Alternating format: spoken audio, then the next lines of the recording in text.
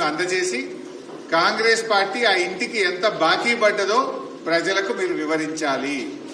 పక్కా కదా? రేపు అయిపోవాలి. అన్ని ఊర్లలో మండల హెడ్ క్వార్టర్స్ పెద్దగా ఉంటే 2 ఎంపీటీసీలు ఉంటాయి.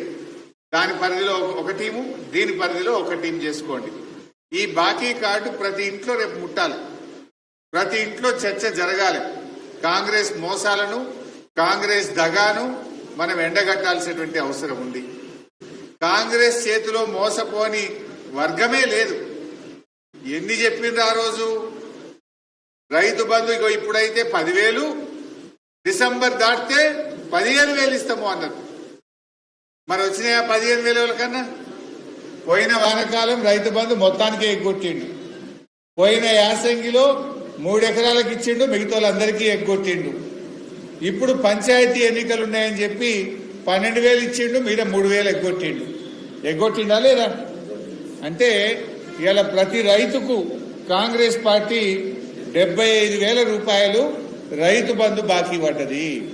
మనం యావరేజ్ ఏంటంటే 4 ఎకరాలు తీసుకుంటే ప్రతి రైతుకు పోయిన వానకాలమి, యాసంగి, ఈ వానకాలంలో కూడా 3,000 ఎగ్గొట్టిండు. అంటే ఒక్కొక్క రైతుకు 75,000 రూపాయలు కాంగ్రెస్ పార్టీ రైతులకు బాకీ పడ్డది. అదేవిధంగా రైతులకు ఆ రోజు ఏం చెప్పిండ్రు? రైతుకి ఇస్తాం, కౌలు రైతుకి ఇస్తాం, ఇద్దరికి ఇస్తాం. ఒకరికిచ్చి ఒకరికి ఎగ్గొట్టుడు మాకు తెలియదు. మాకు అట్లాంటి పద్ధతి లేదు. రైతుకే ఇస్తాం 15,000, కౌలు రైతుకు కూడా 15,000 ఇస్తా అన్నాడు. ఒక్క రూపాయన్న కౌలు రైతుకి ఇచ్చిండ్రా? మీకు ఆ వీడియోలు కూడా పంపుతా. రేవంత్ రెడ్డి అన్నాడు రైతుకిచ్చి కౌలు రైతుకి ఎగ్గొట్టాం, కౌలు రైతుకిచ్చి రైతుకి ఎగ్గొట్టాం, ఇద్దరికి రైతు బంధు ఇస్తా, 15,000 ఇస్తా. 2 పంటలు కాదు 3 పంటలకు ఇస్తా అన్నాడు. అలేదా? 2 లేదు 3 లేదు, మొదటికే మోసం పెట్టిండు. కరోనా వచ్చినా మన కేసీఆర్ గారు ఎమ్మెల్యేల మంత్రుల జీతాలు బంధు పెట్టిండు తప్ప రైతు బంధు పెట్టలే కేసీఆర్. కానీ రేవంత్ రెడ్డి పోయిన వానకాలం ఎగ్గొట్టిండు, యాసంగిల 3 ఎకరాలకే ఇచ్చిండు, ఇప్పుడు కూడా 12,000 ఇచ్చిండు.